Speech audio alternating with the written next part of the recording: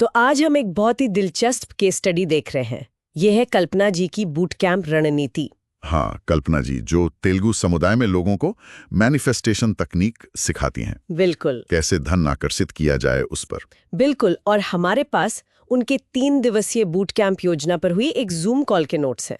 तो चलिए इन्हें जरा खोल के देखते हैं। हाँ, ये उन लोगों के लिए काफी फायदेमंद हो सकता है जो मतलब लॉ ऑफ अट्रैक्शन कोच हैं या इसी तरह के ऑनलाइन प्रोग्राम चलाते हैं। सही। तो देखते हैं इसमें क्या है। ये एक 3 दिन का बूट कैंप था और नोट्स के टाइम दूसरा दिन चल रहा था। करीब 51 लोग थे इसमें। ओके। और मेन गोल था 2 प्रोग्राम्स पिच करना। एक 45 दिन का और एक 3 महीने का प्रीमियम कोर्स। अच्छा। लेकिन जो इंटरेस्टिंग बात है वो है इनकी प्राइसिंग स्ट्रैटेजी में जो बदलाव हुआ। हाँ, बताइए जरा। पहले देखिए 45 दिन का प्रोग्राम था 4,999 रुपए का और 3 महीने वाला जो एडवांस्ड था वो था 25,000 का। लेकिन अब जो रेकमेंड किया गया है वो थोड़ा अलग है। 45 डेज की जगह अब 7 हफ्तों का प्रोग्राम है 6,999 रुपए में। अच्छा, टाइम बढ़ाया और प्राइस भी थोड़ा। हाँ, और 3 महीने वाला 25,000 का ही है, पर उसे एक बढ़िया सा नाम दिया गया है, quantum wealth transformation boot camp. हाँ, ब्रांडिंग प्रीमियम फील देने के लिए। एग्जैक्टली। और फिर एक लाइफ टाइम डील भी है। 1 लाख रुपए प्लस जीएसटी की जगह सिर्फ 50,000 रुपए में। लेकिन ये सिर्फ 5 लोगों के लिए है। वाह, ये तो क्लासिक मार्केटिंग है। 7 हफ्ते वाला बदलाव शायद पर वीक वैल्यू दिखाने के लिए हो, और ये लाइफ टाइम डील वो भी लिमिटेड लोगों के लिए। ये तो सीधी सीधी अर्जेंसी और एक्सक्लूसिविटी क्रिएट करता है। बिल्कुल, कमी का एहसास दिलाना। हाँ, जिससे स्कार्सिटी में आते हैं। ये हाई टिकट कोचिंग में बहुत चलता है। सही। अच्छा, तो ये तो हो गई कीमतें, लेकिन इन कीमतों पर लोगों को लाना कैसे है? पिचिंग टेक्निक्स क्या हैं? हाँ, वो भी बताया है नोट्स में। जैसे स्लाइड्स में रुपए का सिंबल, रुपए एकदम साफ साफ दिखाना है। अच्छा। और एक विजुअल ऑफर स्टैक बनाना है। मतलब स्लाइड पर दिखाना है कि मेन कोर्स के साथ बोनस क्या क्या है। 1-on-1 सेशन, टेम्पलेट्स, सर्टिफिकेट्स, ताकि लगे कि वैल्यू बहुत ज्यादा मिल रही है। ताकि लोग सिर्फ कीमत न देखें बल्कि पूरी वैल्यू देखें। बिल्कुल।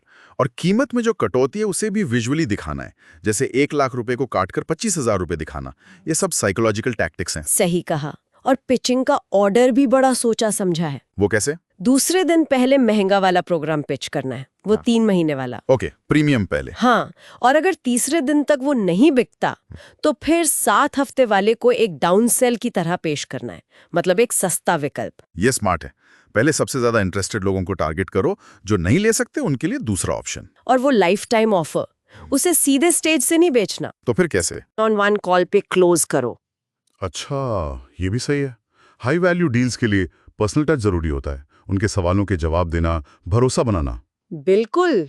अच्छा, पिचिंग के अलावा कंटेंट डिलीवरी पर भी कुछ खास है? हाँ है।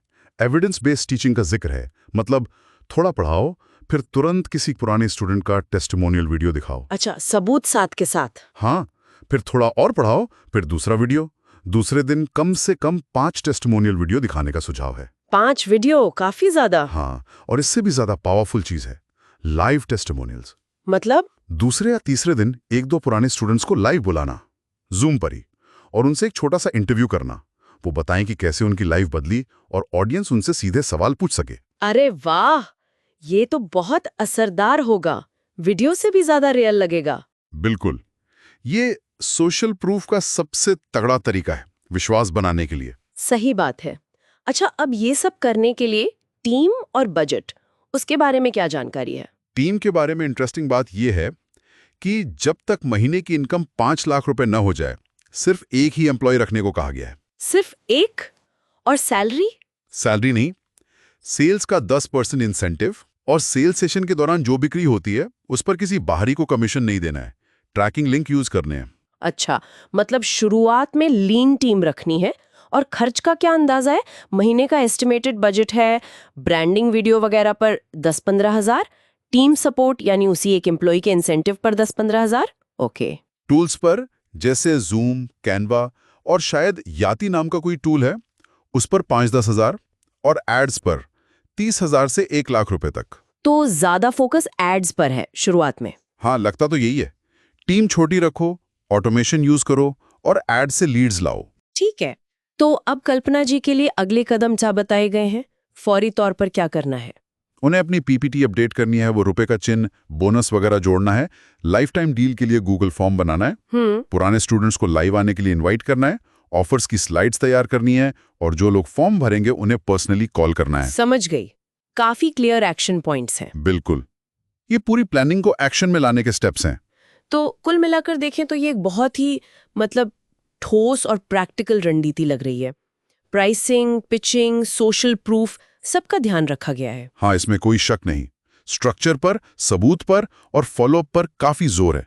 ये सोचने वाली बात है कि इतनी डिटेल्ड प्लानिंग से किसी भी कोचिंग बिजनेस की सक्सेस रेट कितनी बढ़ सकती है। सही कहा। अच्छा, जाते जाते एक सवाल मन में आ रहा है। पूछे। क्या इस तरह के मॉडल को, जो शायद एक खास कल्चरल कॉन्टेक्स्ट तेलुगु समुदाय में बना है, उसे दूसरी जगहों पर अपनाने में या उसमें बहुत ज्यादा बदलाव करने से कोई ऐसी चुनौतियां या शायद नए मौके पैदा हो सकते हैं जिनके बारे में अभी हमने सोचा भी नहीं? हाँ, ये वाकई सोचने वाली बात है। कॉन्टेक्स्ट हमेशा मैटर करता है। हो सकता है कुछ चीजें यूनिवर्सल हों, पर कुछ को अडैप्ट करना पड़े। इस पर जरूर गौर किया जा सकता है।